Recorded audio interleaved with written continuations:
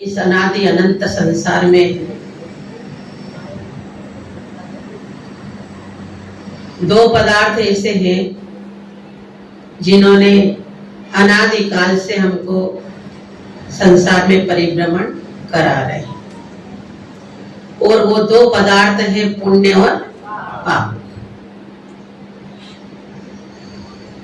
इस संसार में अनंत काल हो गया इस जीव को,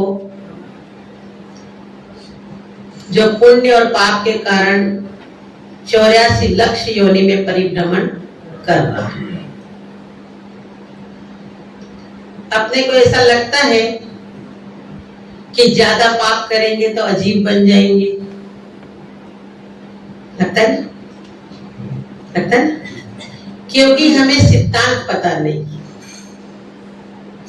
आप कितना भी पाप कर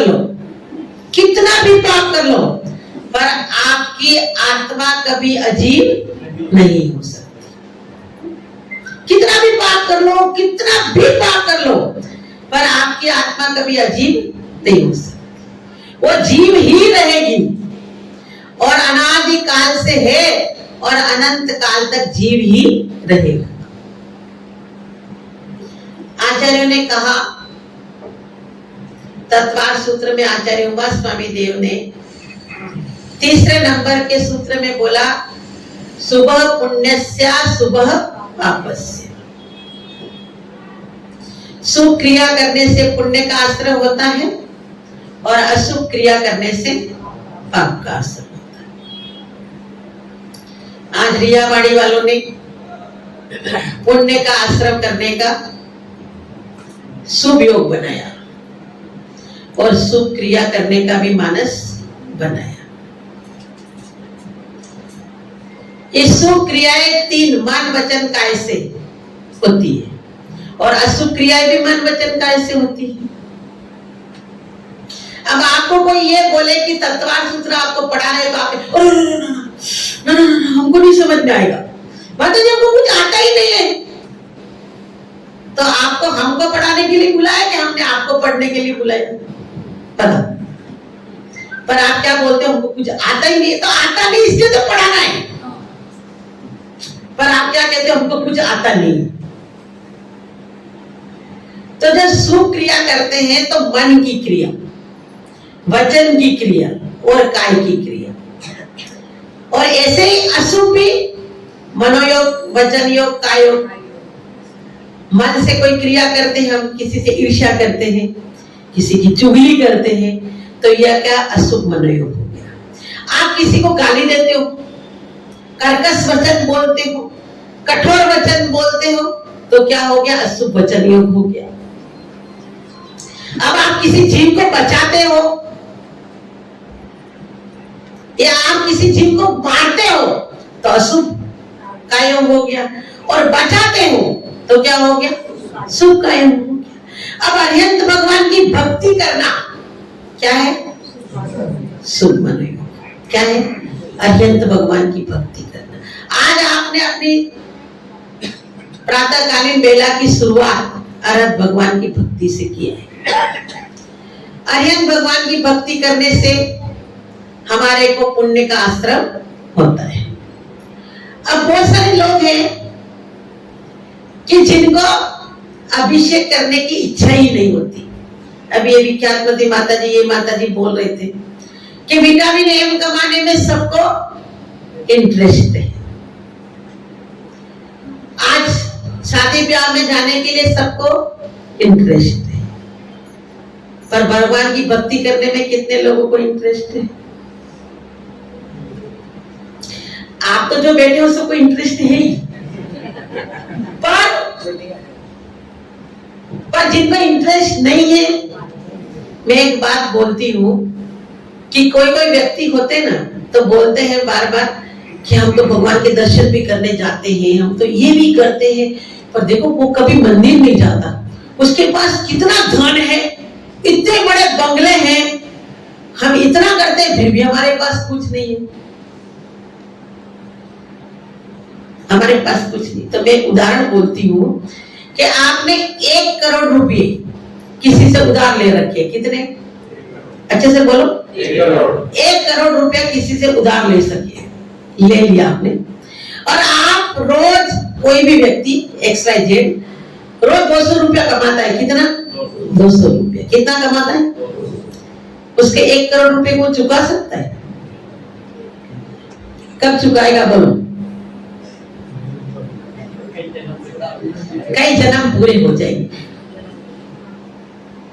1 करोड़ रुपए को चुकाने के लिए आपको कितना कमाना पड़ेगा? कम से कम 1-1.5 लाख तो कमाना पड़ेगा। तो थोड़ा बहुत अपने जीवन में गुजारे के लिए लग जाएंगे और बाकी चुकारा करते रहे। व्यक्ति 200 रुपया कमाता है। ऐसे ही हमने प्रत्येक भाव में इतने पाप कर रखे हैं, इतना पाप कर रखा है, और इस भाव में आकर के खाली भगवान को 4 चावल चढ़ा करके हम क्या करना चाहते हैं? क्या करना चाहते हैं? पुण्य चाहिए। अभी भगवान की बात तो बहुत दूर के लो। मैं तो एक बात बोलती हूँ हमेशा कि यदि आप रोज भगवान की भक्ति करते हो ना, अभी तो मोक्ष तो मिलने वाला नहीं, मोक्ष का दरवाजा तो बंद है। यदि कोई देव आकर के आपको ये बोले कि प्रदीप जी आपकी भक्ति करने से मैं प्रसन्न हो गया हूं, आपको देव पर्याय में ले चलता हूं, आप जाने को तैयार हो जाओगे? कितने लोग तैयार होंगे बताओ? कितने लोग? भगवान अभी रहने दो, अभी तो बेटे का ब्याह करना है, पोता पोती देखना है, अभी वहां कुछ मिलेगा क्या? वहां कुछ मिलेगा क्या? तो हम जाने के लिए तैयार नहीं होंगे। ऐसे आचार्य ने लिखा है, अभी माता जी बोल रहे थे तो सबके मन में एक प्रश्न खड़ा हो गया। विख्यात प्रदीप बोले ना कि निर्धन को कभी मुक्ति नहीं मिलती, तो आपको आश्चर्य लग रहा होगा कि निर्धन को मुक्ति क्यों नहीं मिलती? तो बेटे का ब्याह करना है, पोता पोती देखना है, अभी वहां कुछ मिलेगा क्या? वहां कुछ मिलेगा क्या? तो हम जाने के लिए तैयार नहीं होंगे। ऐसे आचार्य ने लिखा है, अभी माता जी बोल रहे थे तो सबके मन में एक प्रश्न खड़ा हो गया। विख्यात प्रदीप बोले ना कि निर्धन को कभी मुक्ति नहीं मिलती, तो आपको आश्चर्य लग रहा होगा कि निर्धन को मुक्ति क्यों नहीं मिलती? विटामिन एम है ना, विटामिन एम वो किससे मिलता? पाप के उदय से मिलता है कि पुण्य के उदय से? फिर आप निर्धन क्यों बने? पाप के उदय से मुक्ति मिलेगी? मिलेगी। जिसको खाने को दाना नहीं है और जिसको पहनने को कपड़े नहीं है, उसको मुक्ति मिलेगी? इष्टोपदेश में आचार्य ने लिखा है कि जो भक्ति मुक्ति को पहुंचा सकती है, वो स्वर्ग नहीं दिलाएगी क्या? तो आचार्य ने इसके लिए उदाहरण दिया है कि एक व्यक्ति 10 केजी वजन उठा सकता है, 10 केजी, तो क्या 2 किलो वजन को नहीं उठा सकता? उदाहरण दिया है। तो 10 किलो वजन उठाने की क्षमता रखता है, वह व्यक्ति 2 किलो वजन नहीं उठा सकता है। वो 10 किलो वजन समझ लो मोक्ष है, और 2 किलो वजन है स्वर्ग। तो स्वर्ग नहीं मिलेगा। जिस भक्ति से मुक्ति मिलती है, उस भक्ति आपको स्वर्ग नहीं दिलाएगी, अवश्य दिलाएगी। मुक्ति नहीं देगी, अवश्य देगी। इसलिए आचार्य ने कहा कि क्या करना। एक बार क्या हुआ, जैसे अपने मंदिर में नीचे है ना पहला तल्ला, ग्राउंड फ्लोर, तो सब लोग एक आकर के बैठ जाते।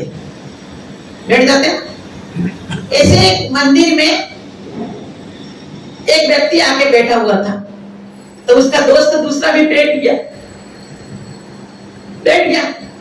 दोनों बैठे हुए थे, आराम से बातें कर रहे थे, अपने क्या बोलते गपशप कर रहे थे। इतने में एक तीसरा व्यक्ति आता है और अपनी कुर्सी लगाई हुई थी तो उस पर बैठ जाता है और बोलता है कि बहुत भूख लगी है। क्या बोलता? बहुत भूख लगी है। बोले तुम्हारे पास कुछ खाना हो तो हमको दे दो ना। तो जो पहला व्यक्ति बैठा था उसने बोला कि मेरे पास 5 रोटी है। कितनी है? 5 रोटी। दूसरा व्यक्ति बोलता है कि मेरे पास 3 रोटी है। क्या बोलता है? याद रखना, फिर पूछूंगी। पहला व्यक्ति बोला मेरे पास 5 रोटी है, दूसरा व्यक्ति बोला मेरे पास 3 रोटी। अब दोनों के मिला करके कितनी रोटी होगी? अब खाने वाले कितने हो गए? 3। अब 8 रोटी का बंटवारा कैसे करें? घटाना कर नहीं सकते, कैसे करेंगे? क्योंकि एक के पास ज्यादा, एक के पास कम चली जाएगी। तो एक ने युक्ति लगाई कि इसका बंटवारा कैसे करें।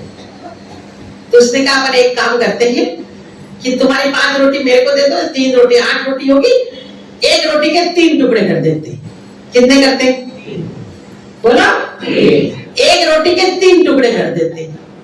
अब 3 टुकड़े कर दिए तो कितने टुकड़े हो गए 8 रोटी के? 24। तब अपन क्या करते हैं? 8 8 20 तीनों जन ले लेंगे तो अपना सही हिसाब किताब हो गया।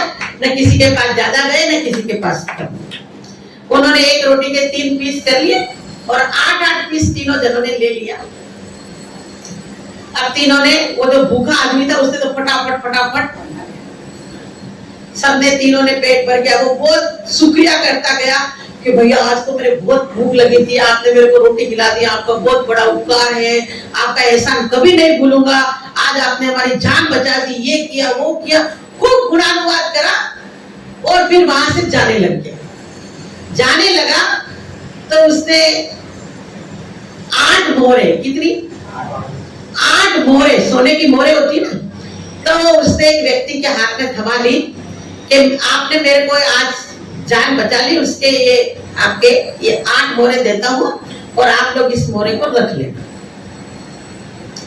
उन्होंने 8 मोहरे लग ली, वो चला गया। वो आदमी जो देने वाला तो चला गया। अब दोनों मित्र थे वो गपशप करने वाले, तो बोले 4 मोहरे तू ले ले, 4 मैं ले लेता। पर वो जो जिसके पास 3 रोटी थी ना, वो कहते हैं मैं नहीं लूंगा, मेरी रोटी कम थी, तेरी ज्यादा थी, तू ज्यादा ले, तू 5 ले, मैं 3 लेगा। कि नहीं नहीं, अपन दोनों दोस्त हैं, दोनों ने मिल के इसको खिलाया, कि नहीं दोनों आधी आधी लेंगे। ऐसे बहस करते करते बहुत झगड़ा बढ़ गया। वो कहता मैं नहीं लूंगा, वो कहता मैं दूंगा, वो कहता मैं लूंगा। अब ऐसे करते करते बहुत झगड़ा मतलब झगड़ा नहीं, एक संवाद बढ़ गया और दोनों में ये विवाद पैदा हो गया कि कौन कितनी मोहरे ले। वहां पे एक मंदिर था, मंदिर में पुजारी भगवान की आरती कर रहा था।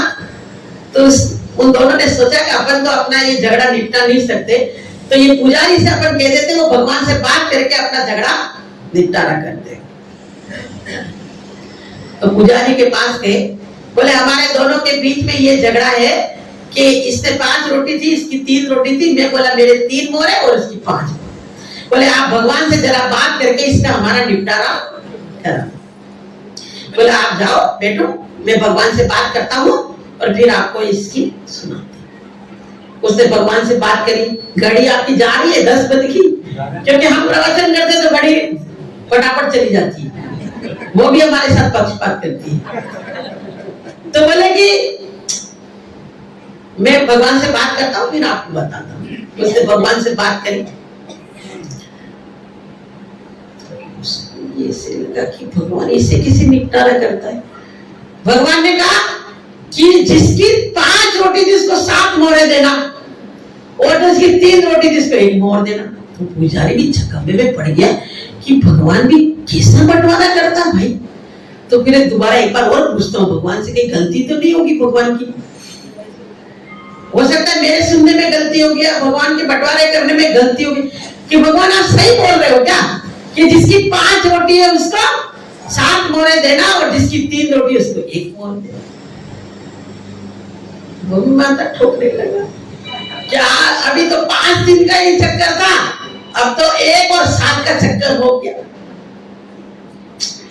समझ में नहीं आया कि बोले ऐसे कैसे बंटवारा किया। तो बोले अपन तीनों भगवान के पास चलते हैं। बोले भगवान आपने ऐसा बंटवारा कैसे किया? भाई हमको तो समझ में नहीं आ रहा है ना कि भाई 8 है तो सीधा हिसाब किताब है, 8 रोटी थी, 3 तुम ले लो और 5 मैं ले लेता हूँ। तो अपन भगवान के पास चलते। बोले चलो भगवान आपने ये बंटवारा किया कैसे, ये पहले बताओ। बोले हमको स्वीकार है पर आपने किया कैसे? तो भगवान कहता है, बोले कितनी रोटी थी? बोले 5 थी और 3 थी। बोले 5 रोटी के कितने पीस किया आपने? 15। कितने अच्छे से सुनना, कितने पीस किए? 15। आपने कितने पीस खाए? कितने बचे? 7। किसको दिए? उस आदमी को दिए। तो कितने पीस दिए तुमने? 7। 8 तुम्हारा खुद का था तो तुमने खा लिया, 7 दिए। अब जो दूसरा आदमी था उसके पास कितनी रोटी थी? 3। अब 3 के कितने पीस किए? 8 तो उसके खुद ने खा लिए, तो कितना दिया? 3।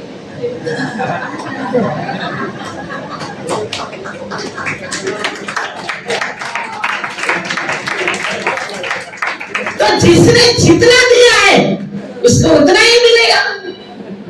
उसने 7 पीस दिए तो उसको 7 मोहरे दे दो, और उसने 1 पीस दिए तो उसको 1 मोहर दे दो। अब हम होते तो भगवान को क्या बोलते? भगवान भी पक्षपात करता है, भगवान भी पक्षपात करता है, पर भगवान कभी पक्षपात नहीं करता है। हमें लगता है कि हमने बहुत भक्ति करी है, हमें लगता है, पर भगवान की दृष्टि से क्या पता क्या हो सकता है। अब आप कैसे किए हो वो तो आपको पता। सबसे बड़ा रोग क्या कहेंगे लोग। यदि उसके अनुसार किया है तो उतना ही पुण्य। कभी भगवान पक्षपात नहीं करता है। एक बार क्या हुआ कि एक व्यक्ति है ना, शिव जी की बहुत भक्ति करता था। तो शिव जी को क्या हुआ, मैं आपके लिए इसलिए सुना रही हूं कि आपको कैसे भक्ति करना है। भक्ति तो आप करते हो, पर कैसे करना है वो तो आपको समझ में आएगी ना। तो एक बार शिव जी की भक्ति करता था, शिव जी प्रसन्न हो गए, बोले मांग। तो पर एक शर्त है। बोले क्या शर्त है? ये हमारे सब संसारी जीवों के लिए। बोले तेरे को जितना मिलेगा उससे डबल तेरे पड़ोसी को मिलेगा। तेरे को जितना मिलेगा ना उससे डबल तेरे पड़ोसी को मिलेगा। अरे यार, फिर माता में पूजा लेने गया, ये तो बात गड़बड़ हो गई। बोले तो 1 बंगला मांगेगा तेरे 2 बंगले, बोले 2 पोता मांगेगा उसके 4, तो 1 करोड़ मांगता उसको 2 करोड़ मिलेगा। अब वो विचार में पड़ गया कि ऐसा क्या हुए कि इसको सोचता वो सोचने लगा। फिर वो सोचता है कि यार मेरी एक आंख फूट जाएगी तो उसकी तो दोनों फूट जाएगी, मैं तो एक से काम चला लूंगा। तो भगवान से क्या मांगता है? भगवान मेरी एक आंख फोड़ दो। तो मेरे तो एक आंख से काम चला लूंगा, फिर इसकी दोनों फूट जाएगी तो दोनों से नहीं दिखेगा। ऐसा हम सब संसारी प्राणियों का हाल है। हम दूसरे के सुख को देख नहीं सकते। हमारे जीवन में 10-10 हो गई है। हमारे जीवन में यदि सुख को प्राप्त करना चाहते हैं तो सुख के लिए साधन को भी करना पड़ेगा।